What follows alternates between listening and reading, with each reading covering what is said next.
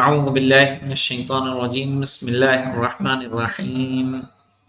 ہماری بات چل رہی تھی تصنیف کے متعلق۔ تصنیف کے بارے میں ہم نے کہا تھا کہ جب ہم نوع کو تقسیم کریں گے تو وہ کیا کہلائے گی؟ تصنیف کہلائے گی۔ والتصنیف کالتنویع، تو تصنیف کس کی طرح سے ہے؟ تنویع کی طرح سے ہے۔ الا ان التنویع للجنس، لیکن تنویع کس کی ہوتی ہے مولانا؟ جنس کی ہوتی ہے۔ صحیح ہے۔ باعتبار الفصول الداخلة فی حقیقت الاقسام، اس لیے کہ ان کی فصلیں داخل ہوتی ہیں اقسام کی حقیقت میں۔ جیسے ہم نے حیوان کو جب تقسیم کیا انسان اور فرس میں، تو انسان کی فصل کیا ہے؟ ناطق ہے۔ فرس کی فصل کیا ہے؟ ساحل ہے۔ اور ناطق انسان کی حقیقت میں داخل ہے، ساحل فرس کی حقیقت میں داخل ہے۔ اسد ہے تو اسد کی فصل ہے مفترس، مفترس اس کی فصل میں داخل ہے۔ اگر افتراسیت اس کے اندر نہ ہو تو شیر بچے گا؟ اگر چیرے نہیں، پھاڑے نہیں، کھائے نہیں تو کیا ہوگا؟ وہ کس کے مانند ہو جائے گا؟ بکری نہیں ہو جائے گا وہ؟ تو کہا افتراسیت اس کی حقیقت میں داخل ہے۔ کہہ رہے ہیں والتصنیف کالتنویع، اب یہ کاف تشبیہ ہے کہ نہیں ہے؟ اور یہ وجہ کیوں بتا رہے ہیں؟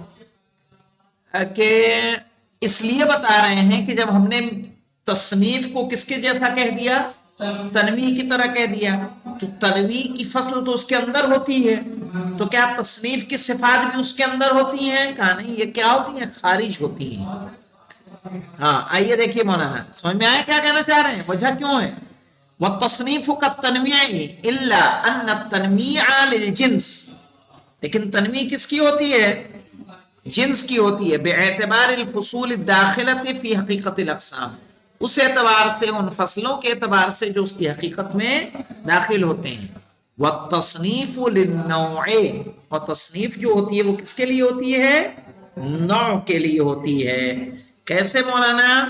باعتبار الخواص سے، خواص کے اعتبار سے، الخارجۃ عن حقیقت الاقسام، جو خارج ہوتے ہیں اقسام کی حقیقت سے۔ تو فرق آیا سمجھ میں؟ تنویع تصنیف کے جیسی تو ہے، لیکن تنویع میں جو فصلیں ہیں اس کی نوع میں کیا ہوتی ہیں؟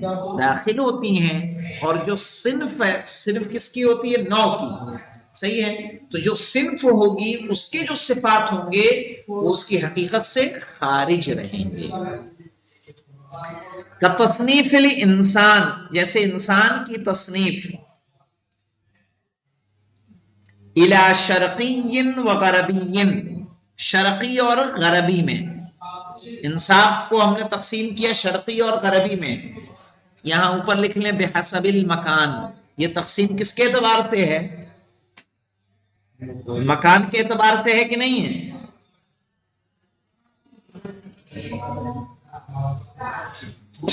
وَإِلَى عَالِمٍ وَجَاهِلٍ، یہ کیا ہے مولانا؟ یہ لکھ لیں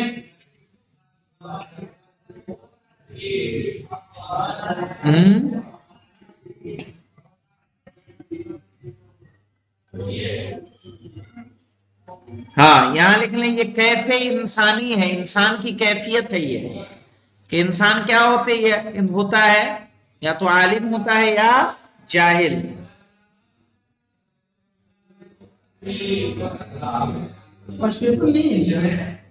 آن لائن ہے سر۔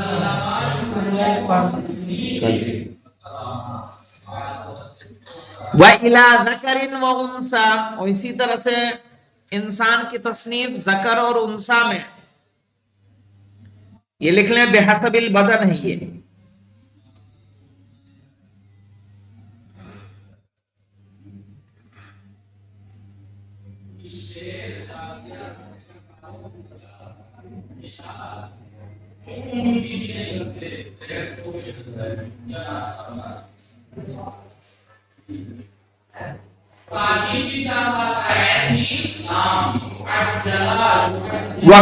وقت تصنیف الفرس اس الى اصیل و حجین، اور اسی طرح سے گھوڑے کی تقسیم اصیل اور حجین میں. حجین کہتے ہیں مولانا دوغلی نسل کا گھوڑا، دوغلی نسل کا گھوڑا.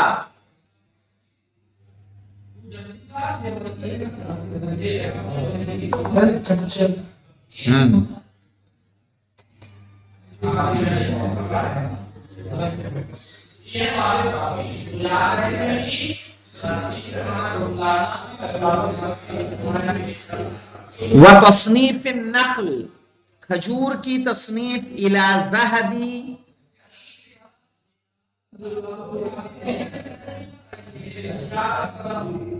وبربن وعمرانی.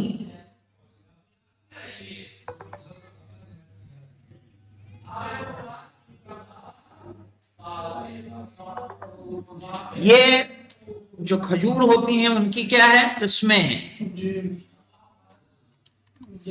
الا ما شاء اللہ من التقسیمات، اس کے علاوہ بہت ساری تقسیمات ہیں. للانواع، انواع کی. باعتبار امور عارضۃ خارجۃ عن حقیقتها، ان اعتبار سے کہ وہ امور جو اس کے اوپر اور عارض ہوتے ہیں اور اس کی حقیقت سے خارج ہوتے ہیں. حقیقتها کے آگے لکھ لیں حقیقت تلک الانواع، بڑھا لیں مولانا تلک الانواع.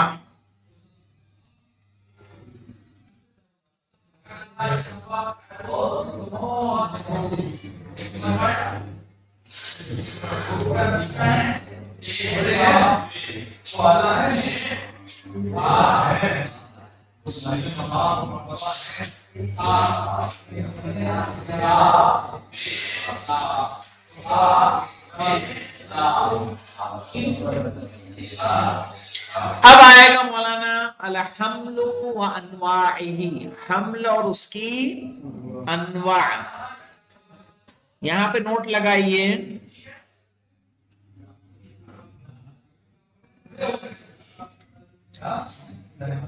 کہ حمل اور اس کے انواع کی معرفت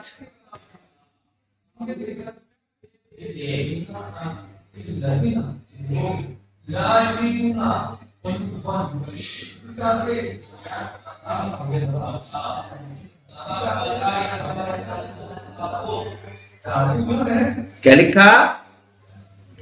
حمل اور اس کے انواع کی معرفت ایک مہم منطق کی ایک مہم ترین بحث میں سے ہے. منطق کی ایک مہم ترین بحث میں سے ہے.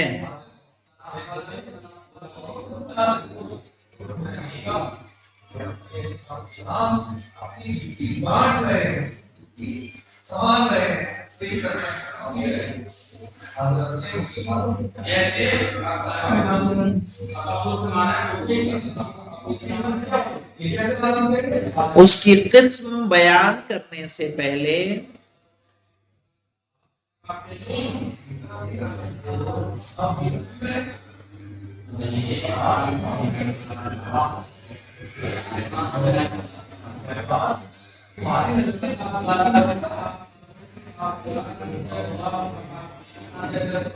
اس کی قسم یہاں بیان کرنے سے پہلے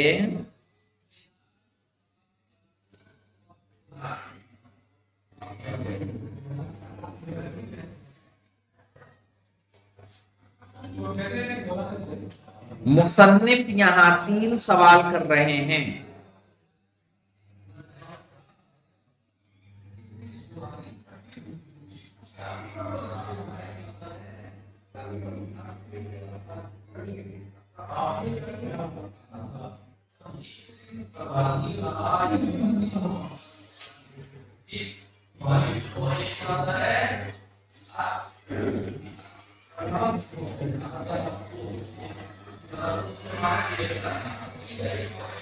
पहला लिखें कि पहले कहा गया है कि महमूल या तो जाती होगा या अर्जी।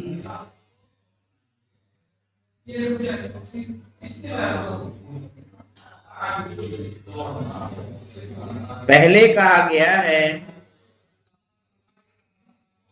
कि महमूल या तो जाती होगा या अर्जी।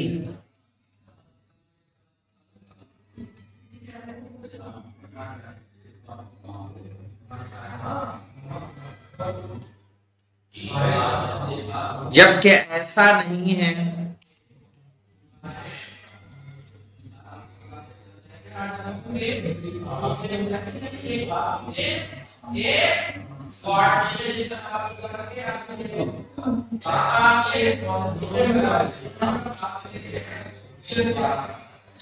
कि हमल सही में महमूल होता है।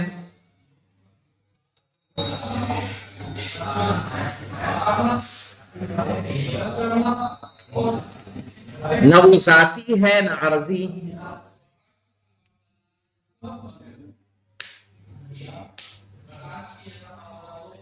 जैसे कहा जाए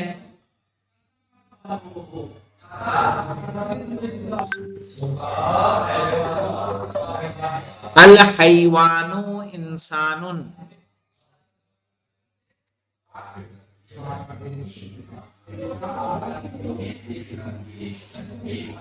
अल हैवानु इंसानुन व फरसुन व हमलुन।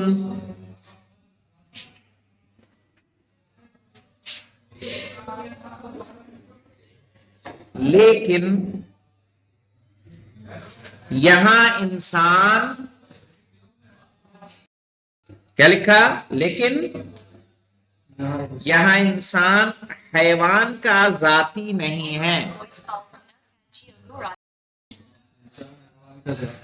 हाँ, नहीं अर्जी है, जाती नहीं है, न जाती है नहीं अर्जी है। यानी जैसे हमने जुमला जो बनाया अल हैवानु इंसानुन, ठीक है ना, जुमला हमारा क्या था, अल हैवानु इंसानुन। यहां मौजू कौन है, कौन है मौजू, अल हैवानु इंसानुन। अब यहां हैवान मौजू है और इंसान महमूल है, तो इंसान हैवान का जाती या अर्जी है, या इंसान हैवान के लिए क्या है। भाई हैवान क्या है, इंसान के लिए जाती है ना, है ना, चूंकि इसकी जिन्स है। लेकिन हैवान के लिए इंसान क्या जाती है, हैवान की नौ है ना, है कि नहीं, उसके खौफ तो है नहीं। आपने न अर्जी है, तो किस तरह जवाब होगा, यानी फिर उसका जवाब क्या दिया जाएगा।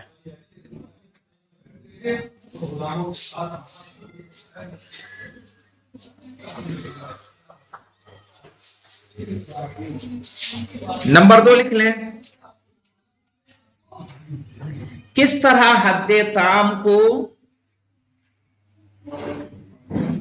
किस तरह हद्दे ताम को नौ पर हमल किया जाए।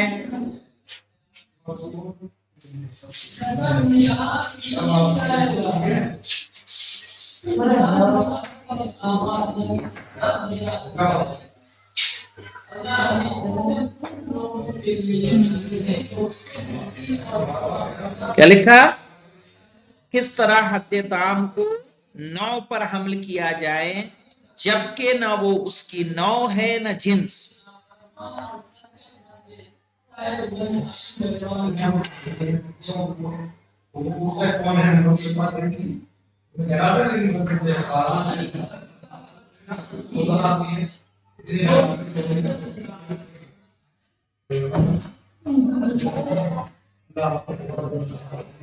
क्या लिखा,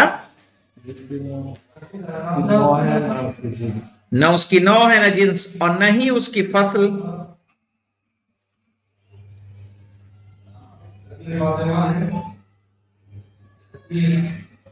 اور آپ ہی نے کہا ہے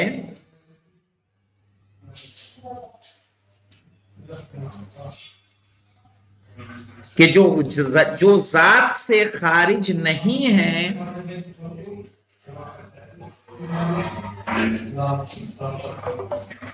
وہ ان تین کے علاوہ کچھ نہیں ہوگا.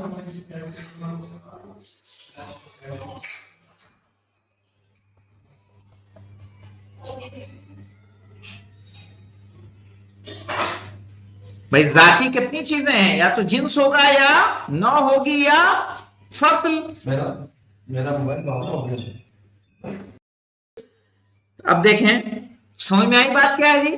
یعنی ہم دیکھو ہم نوع پر حد تام کو کیسے کہتے ہیں؟ الانسان و حیوان ناطق. تو حیوان ناطق حد تام ہے.